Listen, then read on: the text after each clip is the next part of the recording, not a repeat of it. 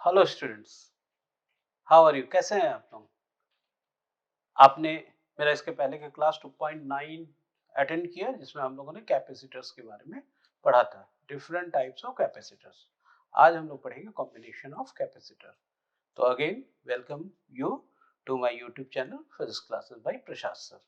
और चलिए उपस्थित हो जाइए हमारे प्रशांत सर की क्लासेस में। आज हम लोग पढ़ेंगे कॉम्बिनेशन ऑफ कैपेसिटर्स, संधारित्रों का संयोजन। जैसा कि आप लोग जानते हैं कि आप लोगों ने क्लास 10 में रेजिस्टेंस का कॉम्बिनेशंस पढ़ा होगा, प्रतिरोधों का संयोजन पढ़ा होगा। उसमें भी आप लोगों ने पढ़ा था सीरीज और पैरेलल। सेम इसमें भी वैसे ही है, लेकिन आप देखोगे थोड़ा सा उल्टा है। क्यों उल्टा है ये हम लोग बाद में देखेंगे, लेकिन जो फॉर्मूला आप रेजिस्टेंस में देखते हो उसकी तुलना में ये थोड़ा सा उल्टा है। तो क्या उल्टा है हम लोग ये भी देखेंगे, और साथ ही साथ चलिए देखते हैं कि कैसे कैसे संयोजन कर सकते हैं। तो जैसा कि आप यहाँ पे देख रहे हो, दो तरीके से संयोजन कर सकते हैं, श्रेणी क्रम संयोजन और समानांतर क्रम संयोजन।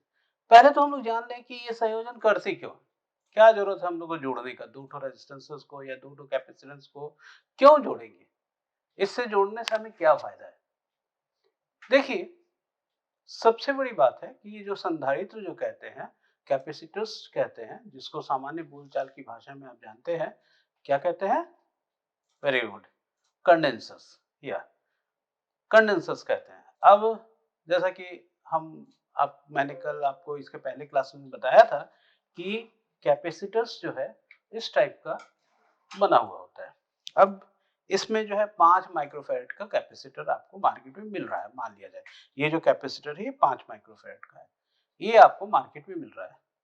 लेकिन आपके मिस्त्री ने कहा, आपके मैकेनिक ने कहा कि सर यहाँ पे जो है जो कैपेसिटर लगेगा वो 10 माइक्रोफैराड का लगेगा या 15 माइक्रोफैराड का लगेगा या 2 माइक्रोफैराड का लगेगा, और आपको मार्केट में 2 माइक्रोफैराड का कैपेसिटर नहीं मिल रहा है या 15 माइक्रोफैराड का कैपेसिटर नहीं मिल रहा है। जरूरी नहीं है कि आपको हर एक वैल्यू का कैपेसिटर मार्केट में मिल जाए।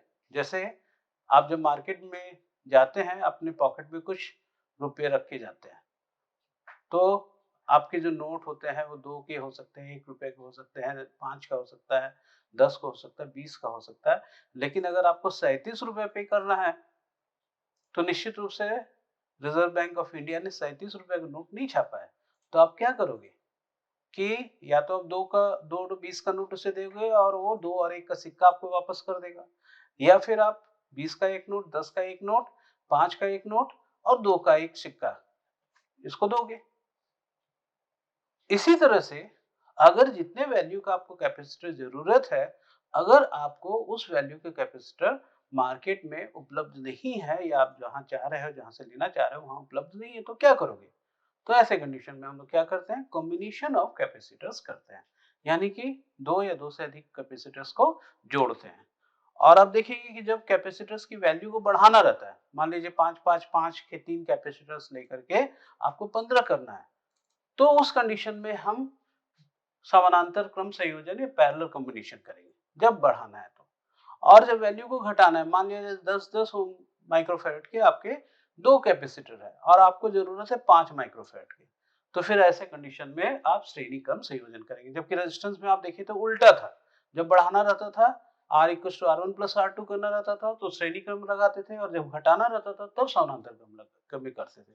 लेकिन कंडेंसर्स के साथ उल्टा है, यहाँ पे जब आपको बढ़ाना रहेगा तो पैरेलल और जब कम करना रहेगा तो सीरीज।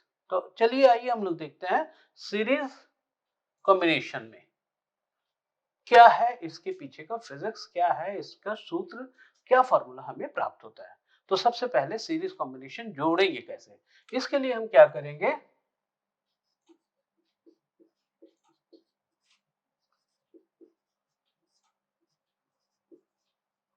सीरीज, इसके लिए क्या करेंगे? जितने भी कैपेसिटर्स हैं, याद रखिए आपको एक से अधिक कैपेसिटर्स दिया गया है जिसके वैल्यू मान लिया जाए C1, C2 और C3। अब ये तीनों का जो प्लस वैल्यूज है, एक का प्लस दूसरे के माइनस से जोड़ते जाएंगे। अगर एक का प्लस दूसरे के माइनस से जोड़ते जाएंगे तो ऐसे कंडीशन में जो वैल्यू हमको, जो कॉम्बिनेशन मिलेगा, इस कॉम्बिनेशन को हम सीरीज कैपेसिटेंस कहेंगे। इसमें प्रत्येक कंडेंसर्स को इक्वल चार्जेस मिलेगा, मतलब इसके क्रॉस में प्लस क्यू, इसमें माइनस क्यू, फिर plus Q, minus Q, plus Q, minus Q, ऐसे जो है ये आपको मिलते जाएंगे। ठीक है, क्यों एक में प्लस माइनस होता है, ये भी जो इसके पहले वाले जो है नंबर ऑफ प्लेट्स वाले में मैंने आप लोग बताया था, उससे आप निकाल सकते हो। इसका पोटेंशियल मान लिया जाए V है, जो बैटरी हम यूज कर रहे हैं इसका पोटेंशियल जो है V है। तो आप जानते हैं कि जब भी हम सीरीज में लगाते हैं तो पोटेंशियल डिस्ट्रीब्यूट हो जाता है, चार्ज सेम रहता है। जैसे उसमें हम लोग रेजिस्टेंस में देखे थे कि करंट सेम रहता है लेकिन वोल्टेज डिस्ट्रीब्यूट हो जाता है, इसी तरह से इसमें चार्ज सभी में सेम रहेगा लेकिन वोल्टेज क्या हो जाएगा, डिस्ट्रीब्यूट हो जाएगा। तो आप V equals to V1 plus V2 plus V3, ये फर्स्ट इक्वेशन लिख लीजिए। अगर ये पूरे का कॉम्बिनेशन मिलाने के बाद आपको एक ऐसा कॉम्बिनेशन मिलता है, इसका C हो गया, इसका V हो गया, इसमें Q चार्ज है, तो आप जान रहे हैं Q इक्वल्स टू CV या V equals to Q upon C। तो हम लोग को सेकेंड इक्वेशन मिलेगा V equals to Q upon C, where V is the total voltage, Q is the charge and C is the equivalent capacitance। अब देखेंगे individual V1, C1 और Q के बीच में क्या रिलेशन होगा। तो फर्स्ट में जो है V1 इक्वल्स टू क्या आ जाएगा, V1 equals to Q upon C1। याद रखिए सभी में हमको चार्ज सेम है, इसी तरह से V2 equals to Q upon C2 और V3 equals to Q upon C3। अब ये इसको मान लिया जाए, ये तीनों को हम इक्वेशन नंबर 3 डाल दें, तो इक्वेशन नंबर 2 और इक्वेशन नंबर 3 का वैल्यूज अब इक्वेशन नंबर 1 में डालेंगे। पुट द वैल्यू ऑफ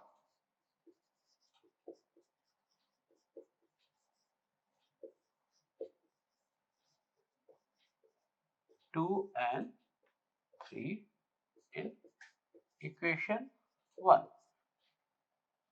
समीकरण 2 और 3 का मान समीकरण 1 में रखने पर क्या हो जाएगा हमको, Q upon C equals to Q upon C1 plus Q upon C2 plus Q upon C3। Q चार 1 upon C1 plus 1 upon C2 plus 1 upon C3। So 1 upon C equals to 1 upon C1 plus 1 upon C2 plus 1 upon C3। ये आपको equivalent capacitance के लिए equation हमको मिल गया। बहुत easy है, इसका डेरिवेशन जो है ज्यादा मुश्किल नहीं है और डेरिवेशन नॉर्मली आता भी कम है, इसलिए इसके ऊपर न्यूमेरिकल्स क्वेश्चन ही बहुत ज्यादा आता है। आपको बहुत सारे न्यूमेरिकल्स क्वेश्चन आ सकते हैं जो अभी मैं इसमें कराऊंगा आपको, ठीक है। लेकिन पहले हम लोग पैरेलल संयोजन पढ़ लेते हैं। अच्छा क्या होगा, एक सिंपल इक्वेशन मैं आपको बता रहा हूं, अगर दो हो C1 और C2 हो तो इस फॉर्मूले की जगह आप इसको भी यूज कर सकते हैं, C equals to C1 into C2, C1 plus C2, जैसे रेजिस्टेंस में हम लोग करते थे। ये फॉर्मूला भी यूज कर सकते हैं, इससे डायरेक्ट आपको आंसर जो है आ जाएगा। तो ये फॉर्मूला भी 2 अगर है तो इसको यूज करेंगे और 2 से अधिक है तो इस फॉर्मूले को यूज करेंगे, आपको आसानी से हो जाएगा। अब नेक्स्ट देखते हैं पैरेलल। आपने स्क्रीनशॉट ले लिया होगा,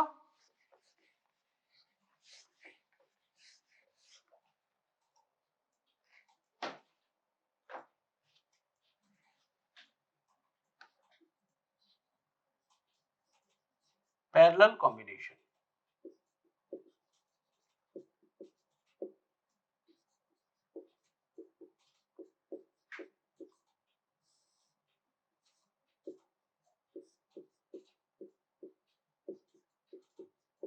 समानांतर क्रम संयोजन।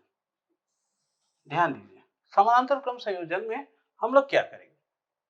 समानांतर क्रम संयोजन में सारे कैपेसिटर्स के प्लस को एक साथ जोड़ेंगे और माइनस को एक साथ जोड़ेंगे, इस तरह का। और फिर इसे हम प्लस को बैटरी के प्लस से और माइनस को बैटरी के माइनस से जोड़ देंगे। इसको हम लोग पैरेलल कहेंगे। V इक्वल्स टू, यहाँ पे अगर Q चार्ज जाता है तो यहाँ पे ये C1 है, ये C2 है, ये C3 है, तो इधर से चला जाएगा Q1, इधर से चला जाएगा Q2 और इधर से चला जाएगा Q3। हम क्या देख रहे हैं? पैरेलल होने के कारण पोटेंशियल अक्रॉस सभी के V ही होगा, लेकिन यहाँ पे डिस्ट्रीब्यूशन क्या चीज का होगा? चार्ज डिस्ट्रीब्यूशन होगा, नॉट द पोटेंशियल।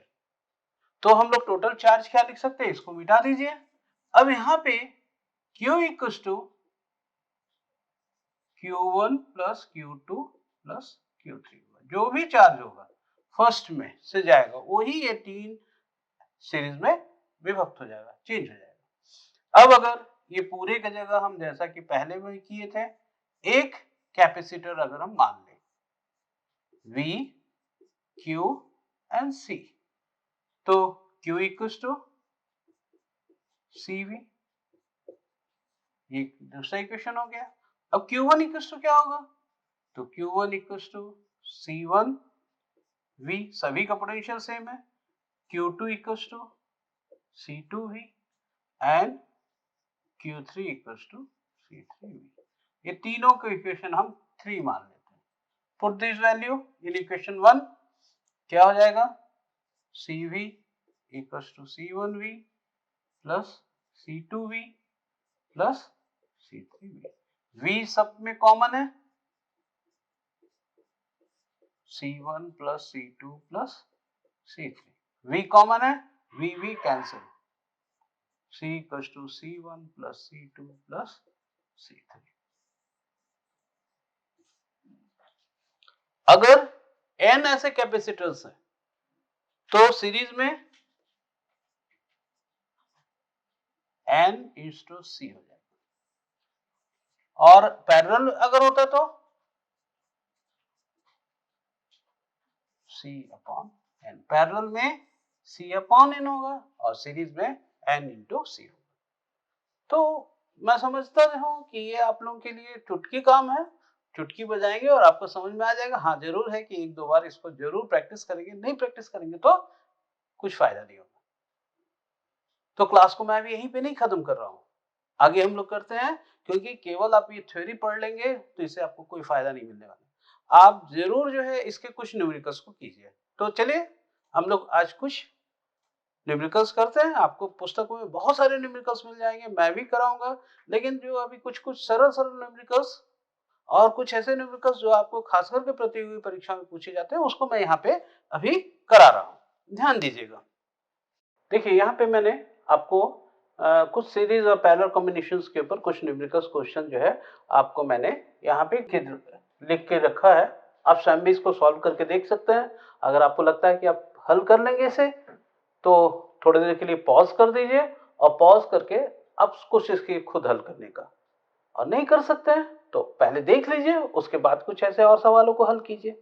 तो सबसे पहले में हम देखते हैं पहला सवाल। मैंने यहाँ पे कुछ मिश्रित कॉम्बिनेशन लिया है जिसमें सीरीज और पैरेलल दोनों होंगे।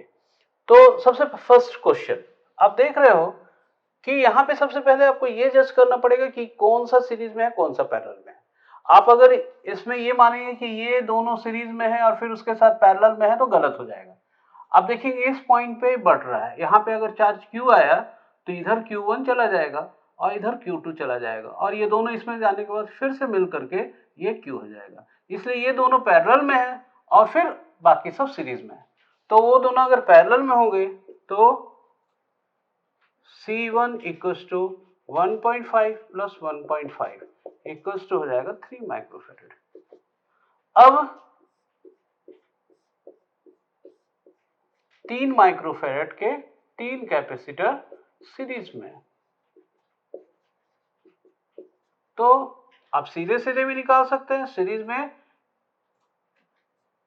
C/n होता है, मतलब 3/3 1 माइक्रोफैराड। ऐसा भी कर सकते हैं, या फिर 1/C = 1/3 + 1/3 + 1/3, ये हो जाएगा 3, 1 + 1 + 1, ये 1, और C = 1 माइक्रोफैराड। बहुत ही सरल है, बहुत आसानी से आप कर सकते हो। ठीक है, अब देखते हैं दूसरा सवाल।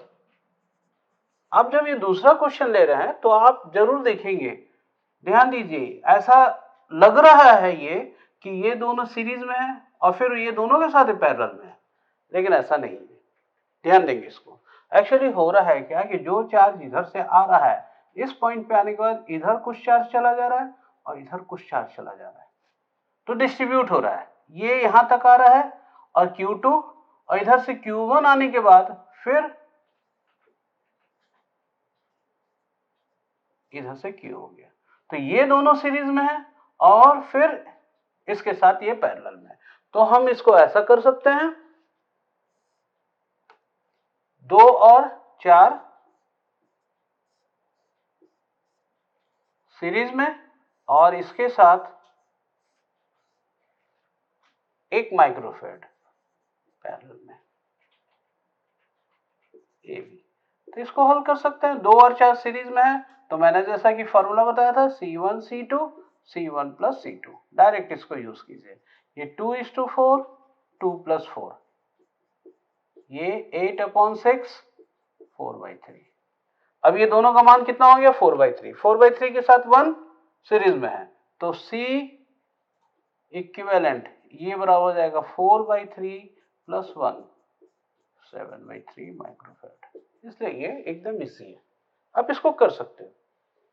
ठीक है, कोई प्रॉब्लम है? अब नेक्स्ट क्वेश्चन देखिए, नेक्स्ट क्वेश्चन देखेंगे हम लोग कि थर्ड।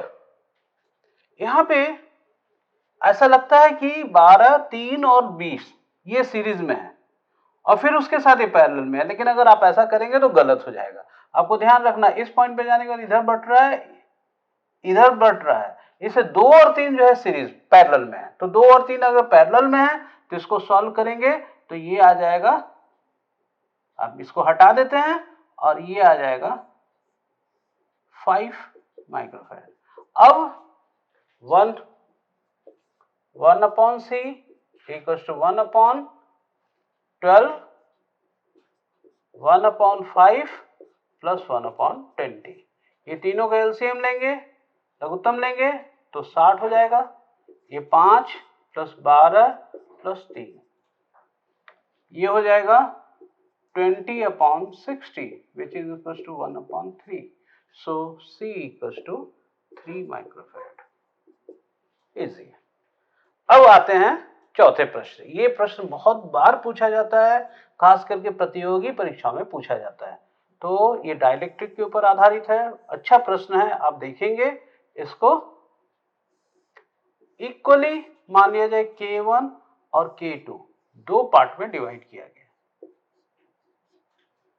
तो एक्चुअली है क्या ये दो कैपेसिटर बन गया, एक इधर का पोर्शन C1 और दूसरा इधर का पोर्शन C2। और आपको पता है कि दोनों चूंकि प्लस C1 C2 का प्लस एक साथ जुड़ा हुआ, माइनस एक साथ जुड़ा हुआ है। ये इसको अगर प्लस ले तो प्लस प्लस और माइनस माइनस एक साथ जुड़ा, इसलिए ये सीरीज पैरेलल में है। तो जब अगर ये पैरेलल में है तो पहले का कैपेसिटेंस का C1 इक्वल टू क्या होगा, K1 ε0 A/D। दूसरे का C2 equal to K2 ε0 A/D, जहां D जो है दोनों के बीच का सेपरेशन है और A जो है एरिया ऑफ ए कैपेसिटर। अब C इक्वल टू होता है C1 + C2, तो K1 ε0 A/D plus K2 ε0 A/D। आपका ये जो पूरा एरिया है, क्योंकि पहले ही जितना एरिया था उसकी जगह ये एरिया हाफ हाफ हो गया। इसका पूरे एरिया जो है ये मान लो ए था तो वो हाफ हाफ हो गया, इसलिए ये भी जो है a/2 हो जाएगा और एरिया a/2 हो जाएगा। तो इंटू 2 है, ये स्क्वायर मत कीजिएगा।